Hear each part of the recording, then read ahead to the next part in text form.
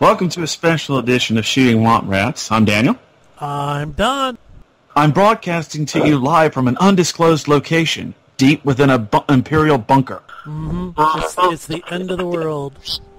So forgive any blips and bluts you hear in the voice. Unfortunately, I'm running into some real-life issues. Real-life issues!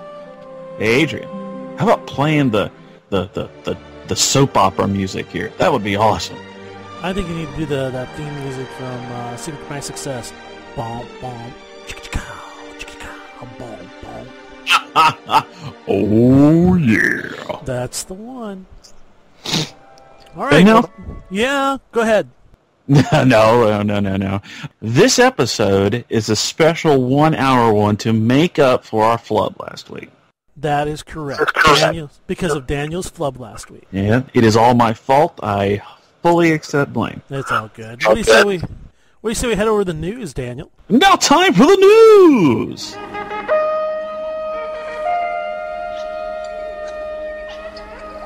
All right, well, this week, guys, I'm going to give you 2 of everything, so it's twice the fun for the whole family. We're going to start out with Adventure Seed Monday, number 30, which is the type of mission is going to be to enact negotiations.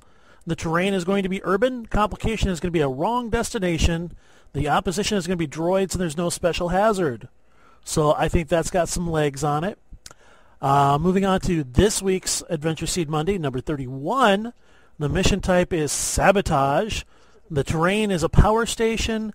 Mission complication is failing life support. The mission complication is an artificial intelligence, and there's no special hazard. And Wayne Humfleet, who I shamed into finally posting to the Star Wars D6 community, actually, he did. He posted something up there. Did you get a chance to look at it all? No, I did not get a chance to today. You know what? Because it is Wayne's first post that I know of, I'm going to read it. Go for it. All right. The characters are assigned to sabotage an Empire listening base. They need to get inside and plant monitoring equipment. In the offices, the base's cyber system is a new AI being tested out there. Has tagged the intrusion as a threat to it. So it's going to decide to eliminate all life aboard the station to protect itself. And it turns out that the life support basically gets turned off, and it starts getting ready to kill the characters, locking them in the station. I like it. A la Terminator. Just so you all know, I'll be back. I will shut the life support. It is not the tumor. Yes, it's not the tumor. Get to the chopper. Hurry. Anyway, moving on. Character of the Week Tuesday, number 30, is Ron-Il Lashak. He was a minor Jedi during the Clone Wars, gravely injured during Order 66. He survived but sustained a traumatic brain injury. This caused him to lose his connection with the Force, but he continues to have, in quotation marks, visions, and persists that he is being counseled by Force spirits of past Jedi. Cocaine is a hell of a drug. I'm telling you. Character Tuesday number 31 is Naz Nodine. He wanted to go to the Imperial Academy, but he didn't have the connections. And failing to make it past the entrance exam, he searched for something else to do until he could take the exams again. Now, he quickly fell in with a bad element, one that not only ran contrary to the noble philosophies of the Galactic Empire, but he thinks they might even be rebels. And now he's torn. They obviously are trying to do good, but he's still unsure. I like that character. I like him, too. He's a great concept. One thing I'd like to look forward to is seeing his stats. I haven't had a chance to look at them yet. I'll get them to you. Not a problem. Rumor Wednesday number 30. Surviving members of the Killian Rangers are meeting at a secret location in the unknown regions. Supposedly, they have a Jedi leading them. Yeah, that's time to call in the Inquisitors. Several. This week's rumor, number 31. Bail Organa escaped the destruction of Alderaan and is currently in the unknown regions. That's a neat one. Yeah, I think that, that's got a lot of different things. I mean, it could be a clone. It could really be him. There's a lot of misinformation or disinformation. I mean, there's a lot that could be done with that one. Now, let's see. 2 more for you guys. We've got Planet Thursday number 30, which is Naria, a planet whose population lived primarily in large urban areas with few living in rural areas, all right, mostly in urban. Though the planet could easily grow its own food, it imports most of it. Basically, what they're wanting to do is keep their planet as pristine as possible. It focuses on all library research. So there's many information resource companies like Encyclopedia Goric, have offices on Naria. And because of its function, there are many information and news feeds that are available nowhere else. Now, the governing body is selected by a rule by right. Every 8 years, candidates are selected and must pass a grueling exam about information resources, allocation, and so on. The winning person then receives a position, and this is also similar for all positions in government. So I kind of like that planet. And I think that's the whole selection by doing the best on a test. Yep, but that just makes it, are the tests the same for everybody? Do they have certain types of tests they take in certain types of government that are different than others? Do they have a point system like they do in the U.S. government, which I think is absolutely total crap? But that's just Don talking about that. But I mean, what if they had a point system? That you would get so many extra points on the test. Like, for example, let's say you're a Gamorrean and you're overweight and nobody likes you and you've got a lazy eye and you're unmarried and you have like 4 little Gamorrean babies. Plus 20 to your test. Don, how did you know me so well? I don't know, man. It kind of comes hand in hand with me being, brilliant. Maybe there's a curve, a bell curve to this test. Correct, because you know what? It's bad when there's people that are better than others. I mean, everybody, the playing field has to be leveled. Everybody has to get a trophy, I'm telling you. That's right. We don't want to shame anybody into doing anything beyond mediocre. That would just be a shame. Anyway, back to Star Wars. Planet Thursday, number 31, is Pulla Belt. It's a shadow port and a mining facility. Home to over 120,000 people, it has a Stellar-class starport and run by a dictatorship. It must import most of its supplies and charges for most everything, including air. But if a person needs a place to hide, get upgrades for their ship, or make dubious contacts and have the credits, this is the place. So, it charges everything but air, so I'm taking... No, it charges for everything, including air. So, is Pulla Belt an actual atmospheric planet, or does it have a bad atmosphere? Or? No, Pulla Belt is a... I guess I didn't mention it. It's in an asteroid belt. Oh, okay. It's an asteroid belt. Yep, Neat. So it's an actual station, and that's the reason they charge for everything, including attacks on air. Got it. Okay. My character of the week, last week, was Barriss Offee. She is a Marilucan. I think I said that right.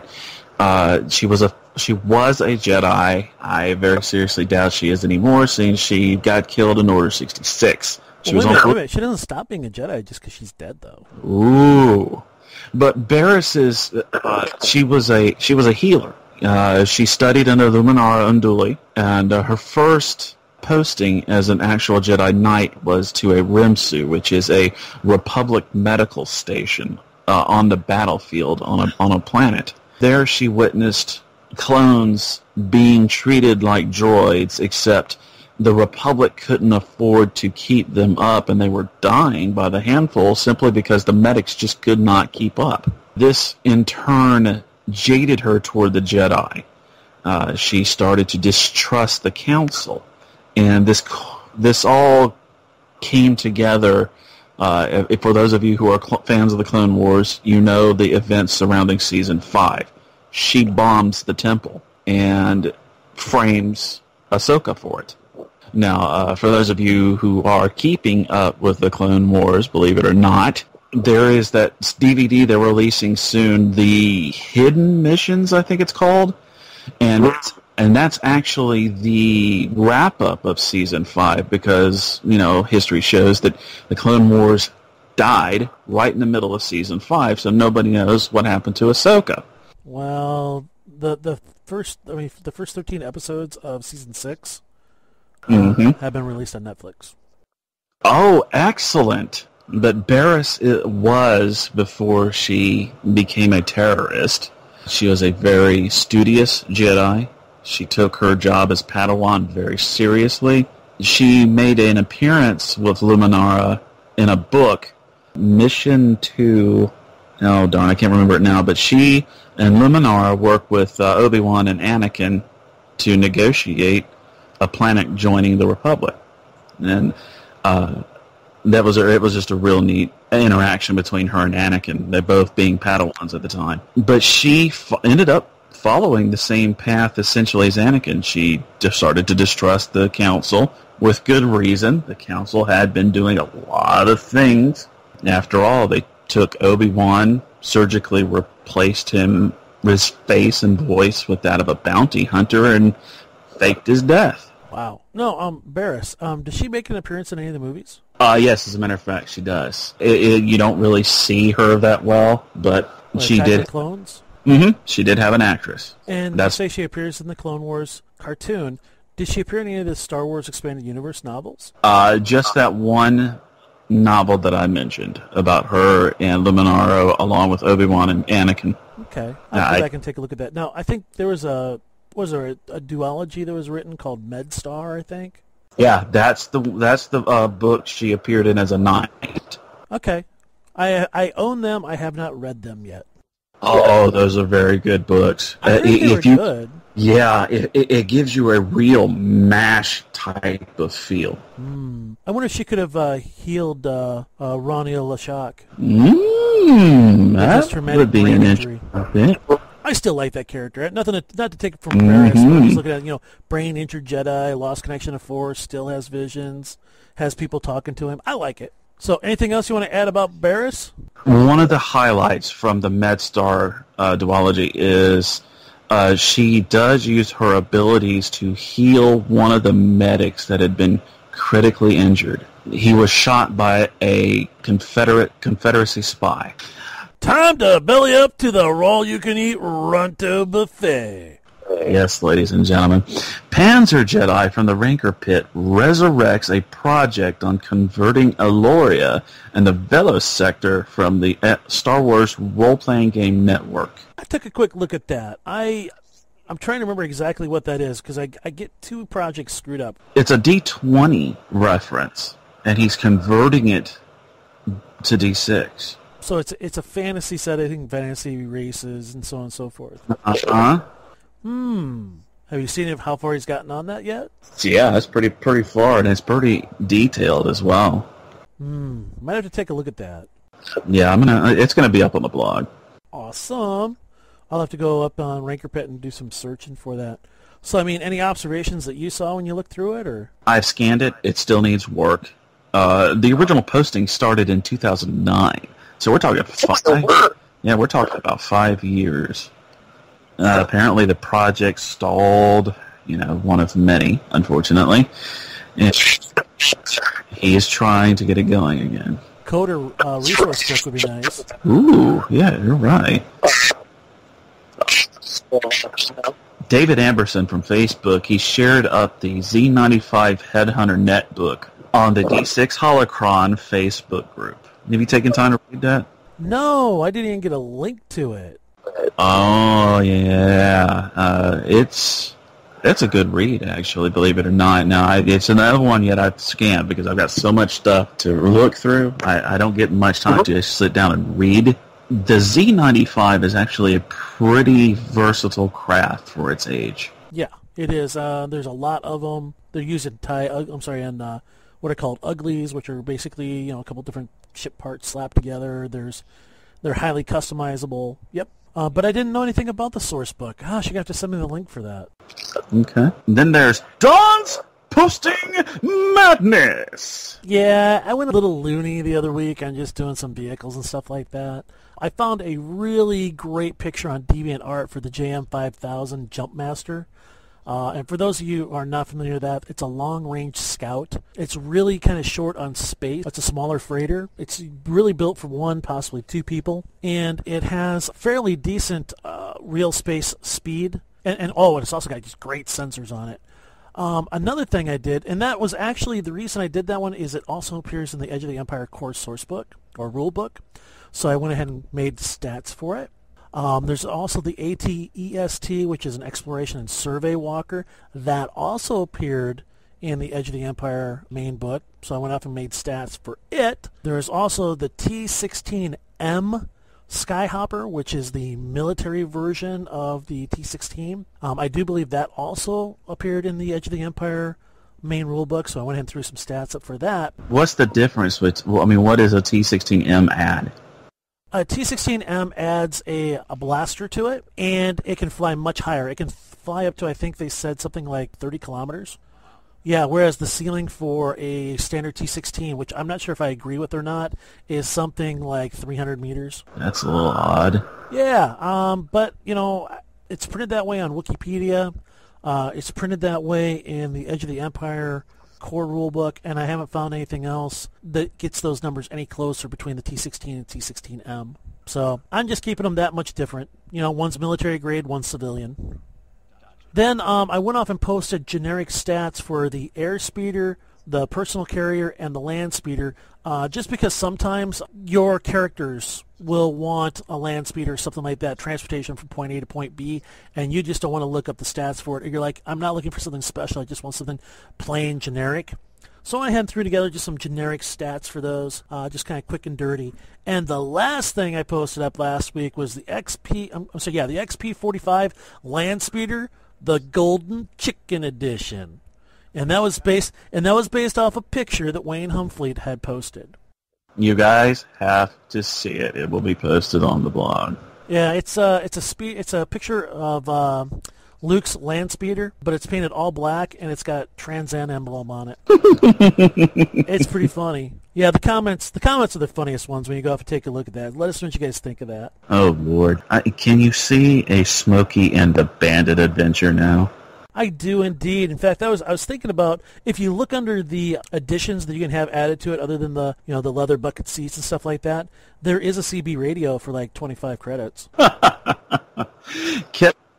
Kevin Wattam in the G Plus community asked, has anyone tried using the charts from the Essential Atlas to determine hyperspace travel times? The maps give a great sense of relative locations, but don't seem to have any distance units. I'm trying to remember who it was in the community had suggested the hyperspace generator or trip generator on Holocron. Mm-hmm. The only problem with that is that does not list all of the planets, or even all the planets that are listed in that book. That's because the hyperspace generator, the distance generator, is a little bit of an old program. I'll have to get with Andrew and see what we can do about updating it. But, yeah, I mean, it's okay. But, I mean, I guess when I saw that posted up in G Plus community, I was like, it's nice just for knowing the relative location and sort of like the most heavily traveled routes, I guess.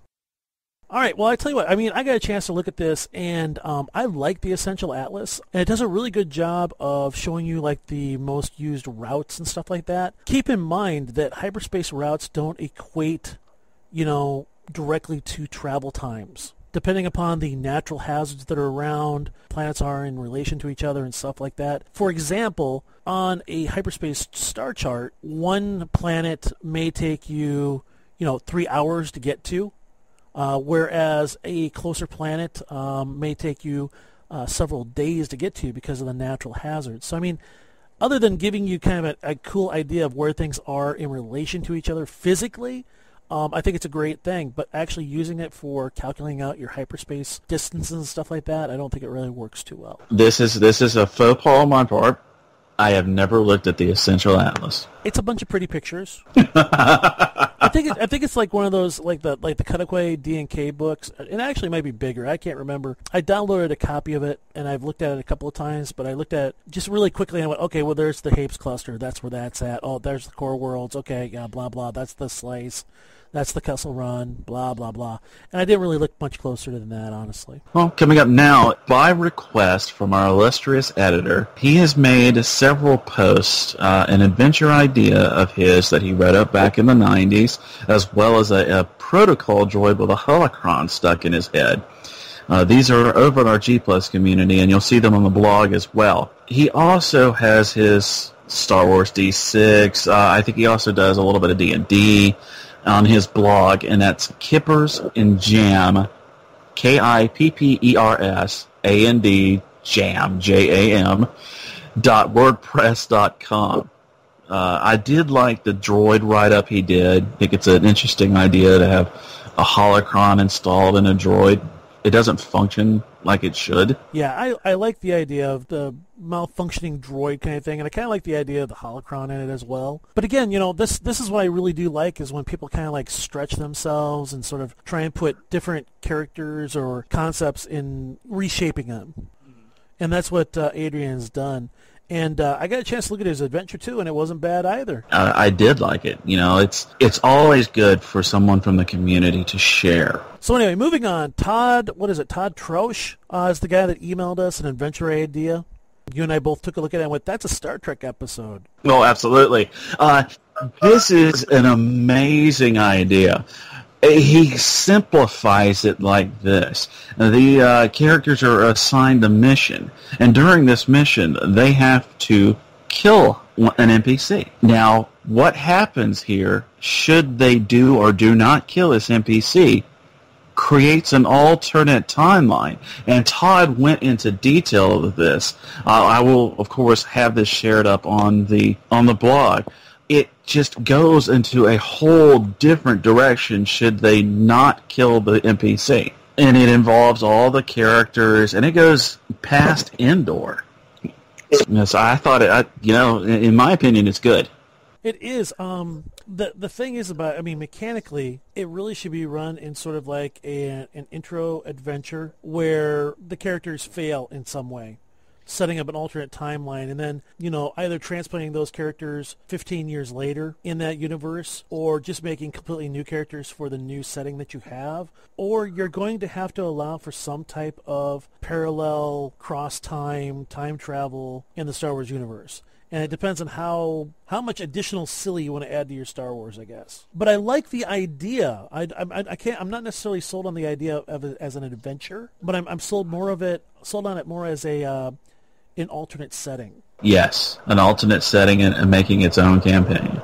Yep, and nothing against him. I loved it, and somebody else might be able to pull some stuff out of it that they want to use, and I would certainly encourage him to do it. Is it Toot or Todd? It was Todd. I misspelled Is it Todd? You misspelled it. Okay, well, Todd, keep it up, man. You know what? I just keep writing that stuff up, man. Keep sharing it with people, and maybe if I can get like permission or something like that, maybe I'll run one of those adventures with one of my groups and see what happens. Love it. What was your movie pick for this one? Throw Mama from the Train. A classic 80s movie. Throw Mama from the Train was my pick for a Star Wars adventure this week. And it could be one of those things where Mama, instead of being like someone's mother, is like somebody, like an enemy politician. Or maybe they are just a really annoying political, like a senator or something like that during the Old Republic. Or it could be used as you guys are Imperials this time, and you're escorting some person, and the whole idea is that you've been given been given orders that you need to kill this senator in some way, setting up the whole funny business of trying to get throw the senator off the train. It could be a droid. It could be a droid too. There's a lot of things that I think are in Throw Mama from the Train, at least for a beer and shout, pretzels, throwaway sidetrack game, just for doing something different. I think there's a lot of stuff in there you could use. Absolutely. That has the makes for a great comedic adventure. So what'd you pick? Elysium comes from the director of District 9. Very gritty, very nasty. Earth is basically dying. It's overpopulated. It's pollution choked. And the rich have developed a space station called Elysium that they live on. The movie focuses on a single man who is dying due to radiation exposure, and his cure is on Elysium. So I think that this has the makings of a heist type adventure where they have to come from off planet, try to make it past the station's defenses because they are very nasty, and all of Elysium is defended by these very advanced droids. Sounds interesting. I haven't seen the movie yet. I sort of turned my nose up at it when I was looking at kind of the special effects, and I wasn't really liking the political overtones of the story, and it had Matt Damon and, Jodie Foster, and I was just like, if I watch this, it's 2 hours I'll never get back if I hate it. And a mission complication to this adventure would be that there is a person on board Elysium who wants to take over. I kind of like this idea, but I'm thinking more like an Old Republic sort of adventure. Yes, or have it just out on a far-flung world in the unknown regions or on the rim.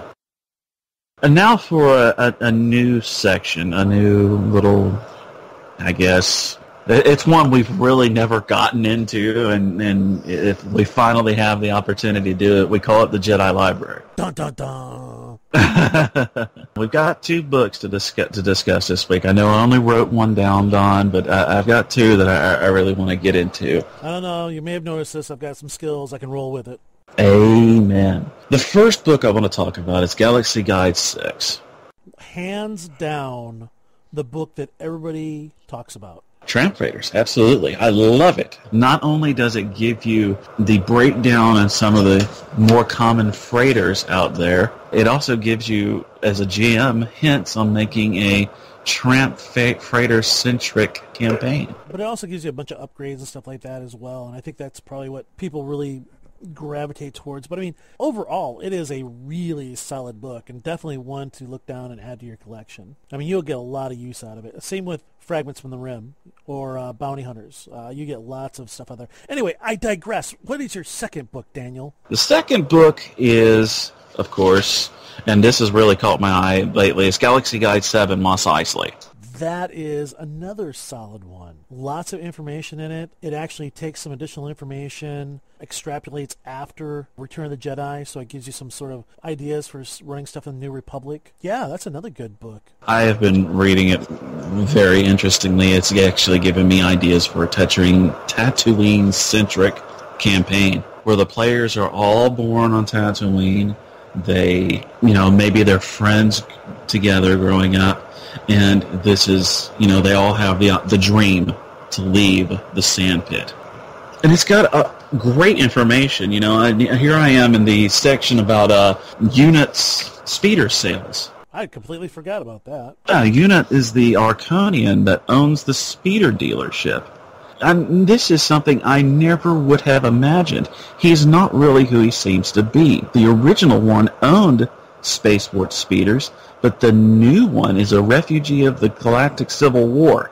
He is a rebel. After the Empire executed his wife and children in the mistaken belief that they were involved in a local uprising on Kona, he did his best to hide innocent men, women, and children left behind during the Empire's purges and to give them new homes and new identities. He escaped to Tatooine and took over the company from the dying owner. He uses disguise techniques to keep his true identity secret. He aids the rebellion no matter how quietly. And it's kind of funny because I can actually use that in my game because I found out the other day where I had placed my sector for my my Star Wars campaign. The Interior Expanse is actually about 3 sectors away from Tatooine. Wow. Yeah, I didn't realize that either because I was just like, yeah, Tatooine, it's on the other side of the galaxy. So's Hutt Space. And I looked at it and went, oh, well, maybe not. Oopsie. Essential Atlas. If I just only read it. Another thing, too, is it gives a history of the colonization of Tatooine. And there's these other extra things in there, too, as, for example, there is an underground, literally, to Mos Eisley. And Jabba uses it for smuggling. Now, question for you, seeing as you're reading through this book and stuff like that, where'd the Tusken Raiders come from? Are they indigenous? They are indigenous. Because it seems to me like I had read something somewhere where a long time ago Tatooine was a living planet and the Rakata showed up. And out of, because they were like taking the population or whatever, and they ended up just destroying the planet behind them.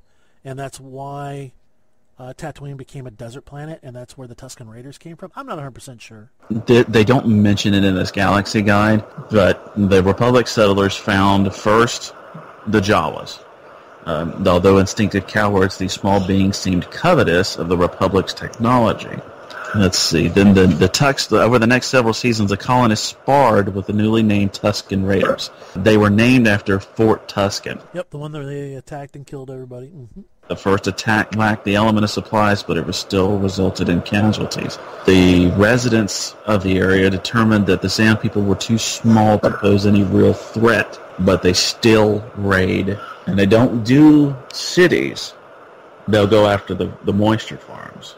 But for more detail about the Tusken Raiders, believe it or not, it's the Tales from Mos Eisley series. Another Star Wars universe book, right? Right. They actually talk about the Tusken Raiders in it. I think there's one tale that's completely centered around them. It's been a long time since I read it, so I can hardly remember anymore. I need to dig it up and read it. Yeah, that book I was telling you about, Kenobi, deals a lot with the Tusken Raiders. Ooh, well, naturally, because that's where he went into hiding. Yeah. I'm sorry, I got to get up on my soapbox real quick. Yeah, Kenobi, the book that says clearly on the back of it, it explains what he did on Tatooine, between the time he dropped off Luke with his uncles and then when he kind of picked him back up and, threw him up on the galactic stage. But when you read the book, it really takes about a week and a half of his life on Tatooine is all. Just saying that the back of the book doesn't match the interior. All right, and did you want to add anything about the Tramp Freighters? If you do not own Tramp Freighters, find a copy on the D6 Holocron. It's downloadable, completely free. It's in digital format. Read it. I believe for GMs out there, it's a great resource for those who want to start a freighter-centric campaign. It even talks about carrying freight from one place to another, the various entanglements you'll run into, even from not a smuggling standpoint, although it's mentioned, a legitimate freight hauler. I know it sounds boring, but it's got great potential. Yep, and I tell you, just an honorary mention I got to throw out there is a book I'm reading right now, the Game Master's Handbook. Yes. Even if you don't use it for Star Wars, there's still a lot of good information in there just for running in general. So that's my pick. So on to Shatter Points, Daniel? Yes, now we're going to go to the Shatter Points. This is the segment where Don and I enter into a discussion about different subjects. The first one is a question. How do you use the force-powered danger sense in your games? I'm trying to remember, is that thing always running, or is that one that requires them to have it up? I know it's not, Sense Danger is not in the main core book. No, it actually came from Tales of the Jedi. I did not pull that in my research, unfortunately. And the worst part is I've got a copy of the book downloaded. I should have looked. This seems like one of those force powers, in my opinion, that doesn't make a lot of sense. For example, you have life sense and life detection. I don't think that those are two individual force powers. I think that they can both be encapsulated in one. Yes. Danger sense, I think, can actually be used as a metamechanic in reference to the person's sense skill, their sense force skill. And what I'm thinking is, why not use that sort of as a catch-all for a non-mechanical way, I guess, to give a clue or narrative information to the person. I have a bad feeling about this, that sort of thing. My GM, rest in peace, he had an idea along the same lines. What he would essentially do is he'd have the character activate their skill. If he had a danger planned for them specifically, it worked the same way, except he would just say, your spider sense is tingling.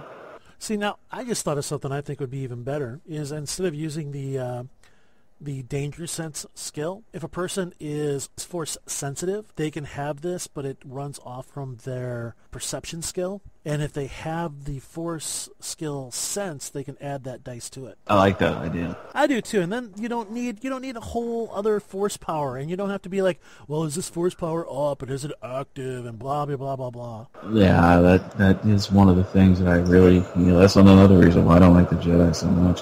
How do you deal with high skills in a game? We're talking about 6 die and higher.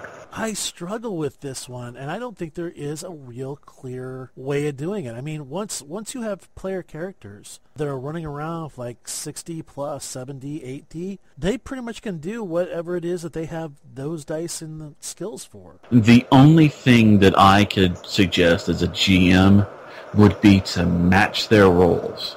If they've got 6 die on something, I'm rolling 6 die behind the screen. And what number I get is their difficulty.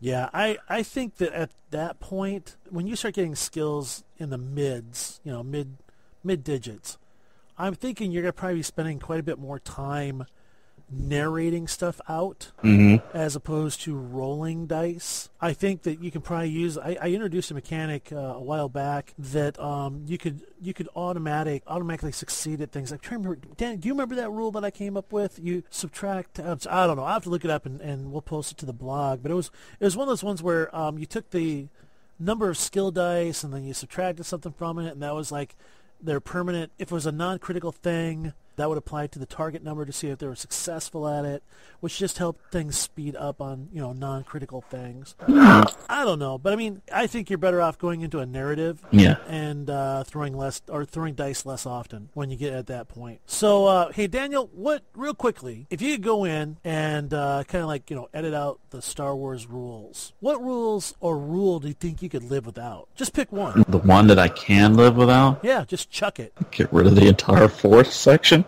Oh, I already hear people. I already hear people, through time and space echoing, "No!" It was a sudden feeling as if there were a million life forms, and all of a sudden they stopped listening. I like it. So Force you could go without, huh? Well, no, of course not. The mechanic says they are. Yeah, they require some refinement, absolutely. As for one I could live without, I really cannot think of one right off the top of my head. I can, because I'm a hater. Go for it. Specializations. Oh, yeah, that's right. Because I'm a hater. I already know. I hear people gnashing their teeth at me already. Calm down. I'm not the be-all, end-all of what there is and what there is not of Star Wars. I just personally am a hater on Specializations. Yeah, I could do with them, and I could also do without them, because I see your point about them. Well, the thing that kills me is that at least at initial character creation, not only do you get a +1D to that skill, and I understand. People go, well, just in a narrow range of skills. Okay, when it comes to a combat skill and if the person 90% of the time is using a specific type of weapon, then it becomes a permanent modifier. So, just stop trying to argue and accept it. It's one of those things, so if you pick a specialization, you permanently get a +1D to using it, but on top of it, it only costs you half as much to increase. I think it should be one or the other, not both. I just thought of one that I could do without. All right, bring it on. The stun on soaking damage. Oh, just go away with that completely? Man, yeah. That would speed things up a lot. So just, instead of just narrate out that you're stunned and that nothing else really happens, but if you take a stun equal to your strength, you're just knocked unconscious? Yep. But it doesn't do anything else other than that? Your armor took it like a boss, but you took it off. You got knocked off of your feet. I like that. I think I might actually start using that and just kind of see what it's like. But stun. I get rid of stun. Get rid of specialization. Okay. So, well, that's pretty much all I got for that. I just was curious. What are the ones you can't live without? Well, Star Wars is really a sort of a rules light system to begin with. Mm-hmm. There are a lot of rules that I would like to change, and I have slowly. But I don't think there's anything in there that I could not live without.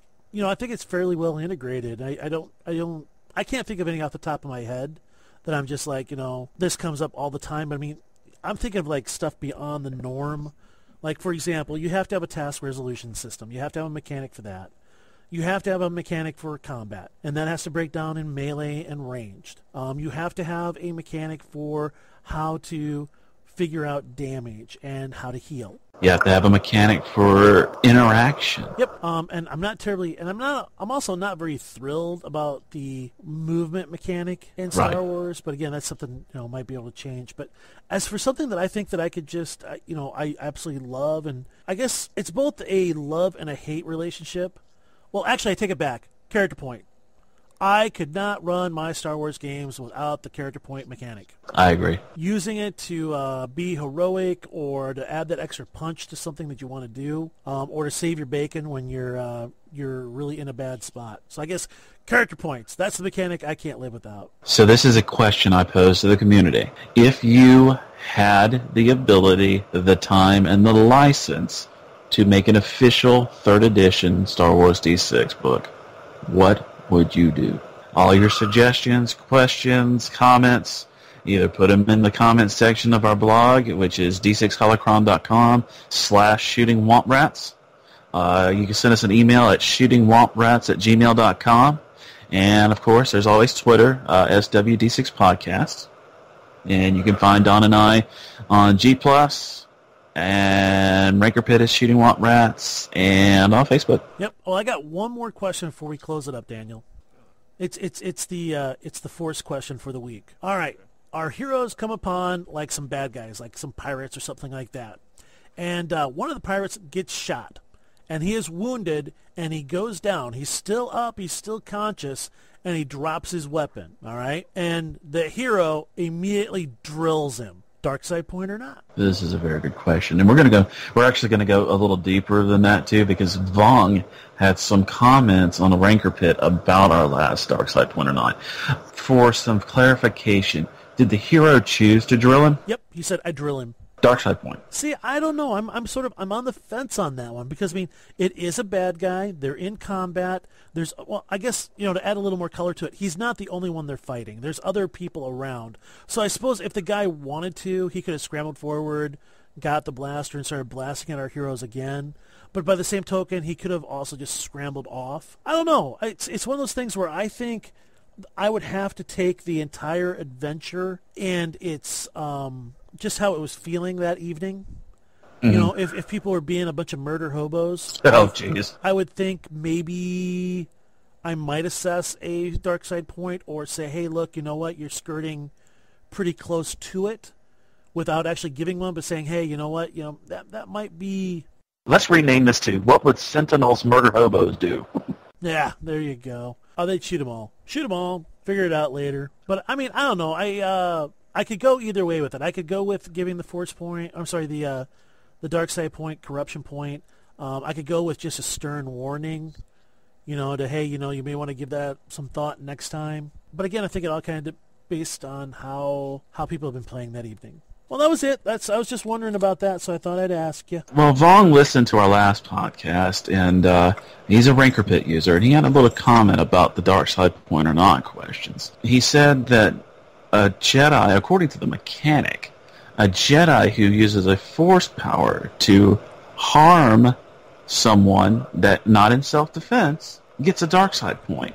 But on the flip the coin, if he uses his lightsaber to do it, he doesn't. Yeah, I always thought that was really odd myself. I can't follow that line of reasoning, so I have to toss aside rules as written about that. To me, it is all behind the Jedi's motive. Exactly. I completely agree, and this is one of the arguments that I've been having. I'm sorry, not arguments, discussions that I keep coming back to on Ranker Pits from occasionally because there's people who are like, well, it's just automatic, dark side point this, dark side point that, you can only use it this way. And I'm like, I get what you're saying, but I mean, there's just got to be a little bit of common sense that reigns supreme once in a while. You remember that little thing you started up about Grey Jedi in the Ranker Pit? Yeah, I do. That elicited some fairly strong opinions on both sides. I figured out another Grey Jedi faction. Oh, bring it on. The Night Sisters. Yeah, they're more dark side than they are anything, though. Right, but they're not necessarily Sith. They do not necessarily ascribe to the dark side philosophy. They are witches, and they think what they're doing is magic. Magic. I don't know, but then they've got the whole thing where they're actually just really kind of mean, and they're like even meaner to men, which I don't get. Because about men, there would be no Night Sisters, so. I'm just saying, show a little respect there. That'll do it for this episode of Shooting Womp Rats. For anybody who wants to contact us, once again, shootingwomprats@gmail.com. The blog, of course, at d6holocron.com/shootingwomprats. SWD6 Podcast on Twitter, and Shooting Womp Rats on Ranker Pit, and Facebook, and G+. And on behalf of Shooting Womp Rats, I'm Daniel. I'm Don. May the Force be with you. Hey, guys, have a great week. Be good to your family.